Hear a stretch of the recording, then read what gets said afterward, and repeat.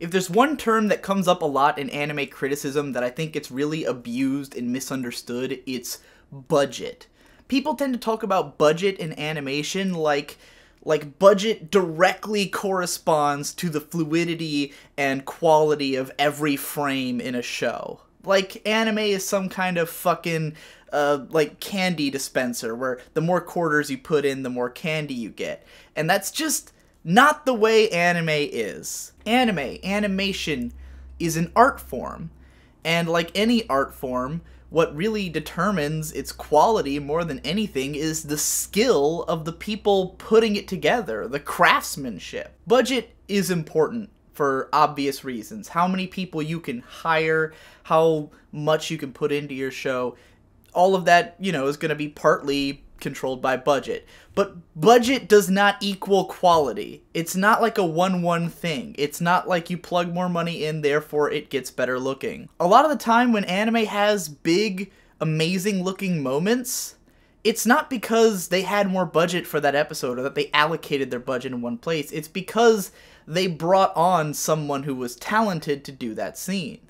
What a lot of people might not understand about anime and the way that it's made is that in Japanese animation, the key frames, the main frames of movement are in a scene are all drawn by one person. So let's say there's this big 1-minute fight scene in the middle of an episode.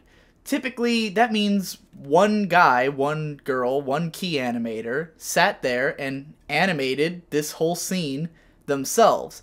It's then passed off to people who color it in, people who add the rest of the design features. They just draw, you know, the black and white, the motion that's happening in whatever their particular style is, and they draw this whole scene. Someone else fills in the in-between, someone else fills in this and that.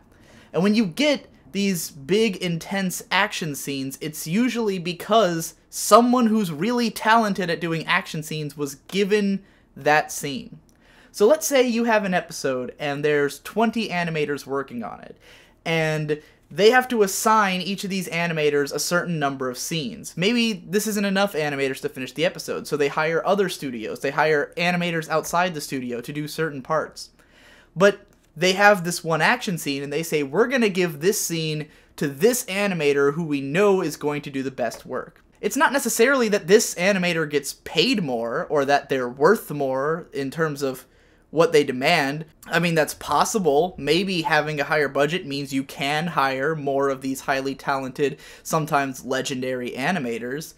And yeah, animation budget could be important for that, but it's not as though the fact that there's not a whole ton of great animation is the result of we didn't have enough money to hire enough great animators. It's more like maybe there's not enough to go around. Maybe not enough animators wanted to take that job. Maybe they couldn't find the right person for that job, or they wanted this one person but they couldn't get them. Maybe it's because the people they hired just weren't very good and they didn't have time to change it.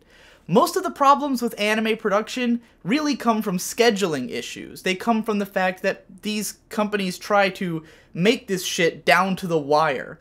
There's often times where they're still working on the episode the week that that episode comes out. Sometimes the day that that episode comes out. Sometimes 5 minutes before that episode comes out. These are the kind of issues that really push things to the grindstone, where it's like, it's not that they didn't have the money to get this done on time, it's that they didn't schedule it very well, or someone fucked up somewhere in the production. Someone was not talented enough at their job, and that's where things fell apart. Because remember, talent is not just who can draw well, it's are your organizers on point? Are the people who are making sure that everyone's working, are they doing a good job? Is your studio well organized? Is your schedule well drawn out? Now, what brought me onto this topic is that there was a tweet the other day from a Japanese animator that I found translated on 4chan. Unfortunately, I don't have a whole lot of sources for this kind of shit because there's not a lot of sources like this in English. I can't read Japanese, and rather than go on a month-long research project for this, I decided I would just rant about it for now. And maybe I'll touch on this in a later analysis at some point. Maybe I'll go into this really in depth with more sources if I can find them in the future. But this tweet was from an animator who was saying that they thought it was odd that Kyoto Animation is always said to have high budgets with their work. And they said Kyoto Animation typically has modest budgets. They're the same as any other studio. Their budgets are no higher than the average studio's budget. So what makes this interesting, of course, is that Kyoto Animation shows are gorgeous, almost always. They've been pushing the medium forward for years now. Any Kyoto Animation show is probably the best looking show on TV at the time that it aired. Right now, they're running Hibike Euphonium. Looks better than virtually anything else on television at the moment. So, why is that possible if they don't have higher budgets? Well, Kyoto Animation are known for taking extremely good care of their animators, for the fact that they're a very tight-knit studio. Kyoto Animation is stationed outside Kyoto. They're in one of the nearby cities. Most anime studios are in Tokyo. Most of the anime talent is in Tokyo. Kyoto Animation out here in Kyoto have this very small group of people who pretty much work on every show. Like, the Kyoto Animation staff is very consistent. You see the same directors, same creative staff, same people working on all of their stuff for the most part. And they don't outsource a lot of their stuff. They don't hire other studios to handle parts. They don't give it off completely to other countries and shit like that, like other studios tend to do. They don't take on more than one show at a time, usually. I believe I looked at this the other day, and there was not a single period of time where Kyoto Animation had 2 main series coming out. I think they may have had Haruhi Season 2 aired at the same time as something else, and they have movies that come out, but they always work on just one TV show. Compare this to, like, A1 Pictures, who has 4 or 5 shows on at any given time, in addition to several movies. And A1 Pictures is known for outsourcing tons of their work, hiring contractors for most of their work. Their staff is completely different on every show. There's no concrete feeling of an A1 Pictures show. The directors are always different, the animators are always different. When they put out something that's actually worthwhile, it's usually because they brought in some great director who's not typically working for their studio. So you have Kyoto Animation, this small group of very talented people who are really good at their job. They have a lot of time to work on their animation because they don't have to work on multiple shows at once. They tend to pick jobs that they want to do. For instance, Hibike Euphonium is a novel adaptation. And the original novel, the director of the show, I think maybe the producer, president of Kyoto Animation, whoever it was, he went to the store and bought this book and read it, and because the book took place in Kyoto, and because he felt like it was the kind of story that works really well with Kyoto Animation, he was like, we should definitely acquire the rights to this and make an anime adaptation. And it just so happened that the publishing company was thinking the same thing. So they got the rights to this show. They own the anime rights to Hibike Euphonium, and they can make it their own way, and they can do as they please with it. So it's a passion project for them. It's a show about their town. It's with their talent. They have the breathing room to do it. They have the right people on it. They have this seasoned director who's done almost everything by Kyoto Animation, being either assisted or the real director. I'm not entirely sure how the direction on this show works, but Yamada Naoko, who did K-On! And Tamako Market, is also in a sort of directorial position. So basically both of the 2 directors from Kyoto Animation, the 2 directors who've done the most of their work, are both working on this. So we've got this tight-knit team of people who know what they're doing, and they can bring the techniques that they've used on other shows. They can use all the digital post-processing techniques that they've learned from other, from their films and stuff. Where this film, or this show, borrows a lot of stuff from Tamako Market, which Tamako, the film version, Tamako Love Story, I mean. Tamako Love Story is considered somewhat revolutionary in the way it uses, like, camera work and film techniques in ways that most anime don't do. Lots of depth of field cinematography where certain elements are out of focus or in focus, use of chromatic aberration and all this other stuff, and they're bringing that stuff to this show, and it makes it look really cinematic and engaging visually in ways that most anime isn't. And it's not that that costs more money to do, it's that they have the vision and the talent to do that.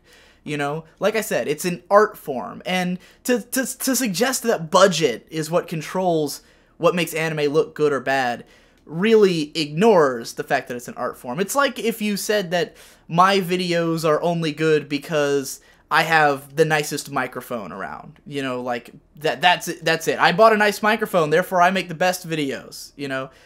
because that's the only real cost thing. Or this camera, I don't do a lot of vlogs, but if you think, oh, he's got a nice camera, he's got a nice microphone, that's all that matters. Whereas someone like Mr. Beatung, who's my favorite YouTube analyst, video game analyst, if you don't know Mr. Beatung, check him out.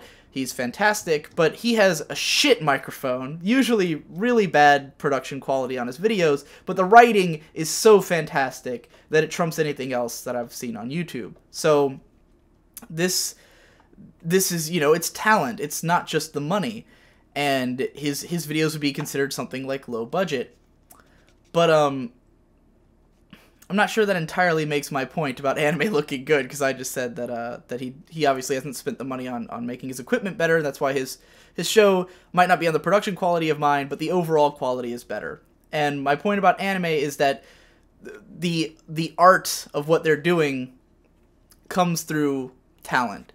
And there's also the idea that a lot of the time when people say, oh, the budget ran out, they're ignoring the fact that anime sometimes deliberately tries to look different. For instance, great examples, episodes 4 of Kill la Kill and Gurren Lagann. Both of them were infamous for looking very different from the rest of the show. But the reason they look that way isn't because of a budget fluctuation, it's because of the director, Hiroyuki Imaishi, bringing in different character designers and episode directors and animation directors to work on those episodes, because Hiroyuki Imaishi has said in the past that what he loved about old anime that he thinks hasn't really survived much into modern anime is that in older shows you could really tell who animated what segments, because everyone had their own style and they really brought that to the table. And with digital animation there was a lot more homogeny, a lot more trying to make all the characters always on model all the time, trying to make every shot look the same, and he wanted to make his shows change, and you could really feel the personalities of each individual animator who was working on the show.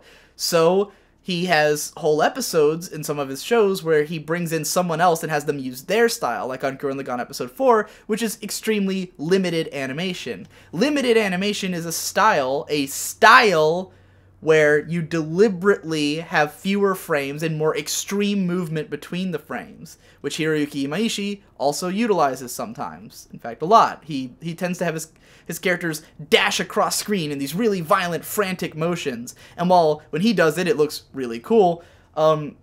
Nonetheless, it can be done in all sorts of different ways, and so Gurren Lagann episode 4 uses a lot of limited animation. Does it look good? I don't personally think it looks great. I know a lot of people don't like the look of it, but it wasn't because it was low budget. It was because of the stylistic decision that the director wanted to make. And I'm sure that's probably the case for Kill la Kill episode 4 as well, because it looks really different. Not just in terms of it's less fluid, like the character designs look completely different for that episode. That can't be a mistake. There's no way that it was just, oh, for this episode everything's gonna look totally different, because whatever, we don't have any money. If they didn't have any money, they'd just use stills, or, you know, or if they didn't have the time. Studio Shaft is infamous, historically, for the fact that their shows are usually unfinished or full of stills, but they're also known for the fact that they correct everything on the Blu-rays, or the DVDs, back before Blu-rays. And if it was a lack of money, then this wouldn't be an issue, right? Like, they wouldn't be able to fix it on the DVDs because they didn't have the money to produce that. The reason their shows were always unfinished is because they went down to the wire. They were always understaffed. They didn't have enough people. They worked on too much shit, and they didn't finish it fast enough. They're terribly organized. So they'd work on these shows right down to the wire. In Bakemonogatari, where infamously they have whole sections of episodes, I think 7 and 8 or something, 6 and 7, somewhere around there, whole stretches of episode where there's just like nothing there. That's because the animation wasn't finished. When you watch that part on the Blu-ray, it's some of the best animation in the show. Like, one of the coolest fucking fight scenes in the show was completely not on the TV broadcast, because they didn't finish it in time. It wasn't that they didn't have the money, they just weren't done. And, you know, when things look janky, it's usually because they gave it to someone else. With Psycho-Pass, episodes, 17 and 18, the TV broadcast looked terrible. And the reason for that is that the director, at the time, after working on episode 16, he said that him and his staff were sort of mentally and physically at the end of their rope. They were like, they'd been working too hard on the show, they needed a break. So he took those 2 episodes and he contracted another studio to do them while him and his team took a break, So for 2 weeks, they took a break, some other studio made those episodes, and then they came back to work on the rest of the show. And those episodes looked like garbage because the other studio wasn't as good as Production IG. Because Production IG has all the fucking talent. I don't know who they gave it off to, but Production IG is fantastic. They've always been fantastic. They have the best people.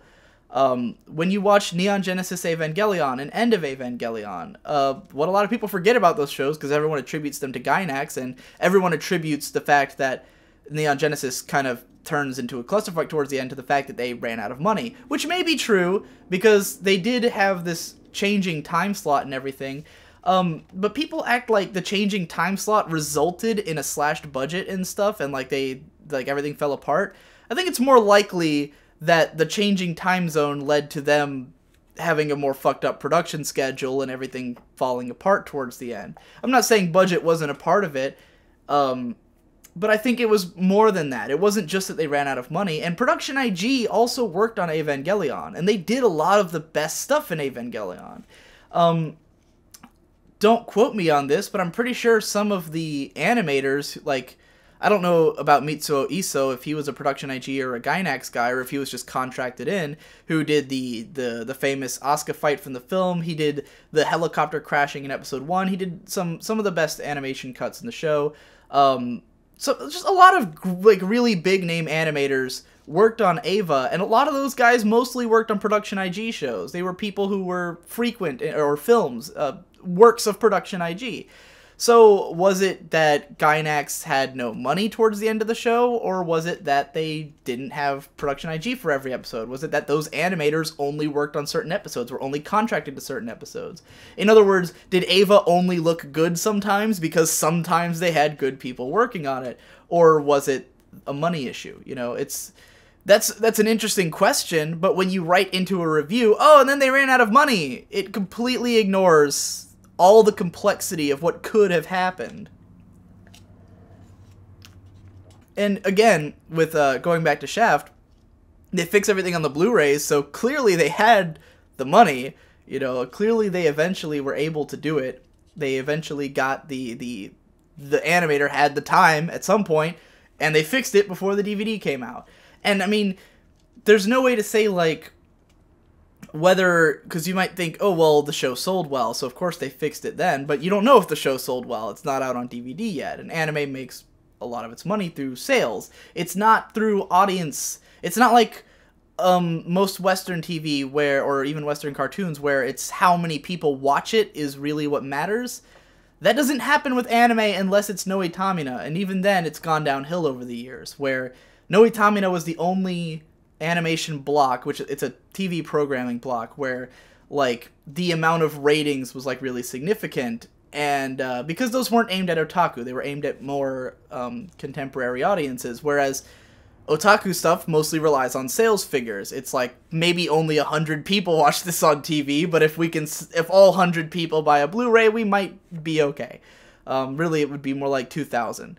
And that, by the way, is the figure. The 2,000 Blu-rays sold is considered the line between success and failure for most shows. That's the Manabi line, where Gakuen Utopia Manabi Straight sold 2,000 copies, and that was like just enough to make back the money spent on the show. So, and not a lot of shows necessarily make that. But again, budget, it matters. It is a factor. But when you attribute it to these things, you ignore all the artistry. You ignore all the fact that people worked on this, not money. Money did not make the show. People made the show. Just because something looked bad for a second in a show and people are like, oh, the budget for Walk animation ran out. I saw this comment recently. Someone said the Walk animation budget ran out. And I was like, you really think there's a Walk animation budget? Or that they were running up against their time limit on making this episode, and they hired some out-of-studio contractor to do this part. Like when a shitty thing happens at a Studio Bones show, and it's like, how is this possible? Well, probably it wasn't Bones who animated it, because that wouldn't happen, you know? So, yeah, just I want people to think about this and stop using the word budget in reviews. Stop, oh, the budget sometimes was high and sometimes it was low. You don't fucking know. You don't know the budget. You don't know if it was that. You don't know if it was production desk. You don't know if it was animators. You don't know shit. So stop talking about the budget and just say sometimes the animation quality was good, sometimes it wasn't. I don't know what caused it, but sometimes that was the case. Anyways, I hope this was informative or helpful and that people will do things that I want them to do. So, have a nice day.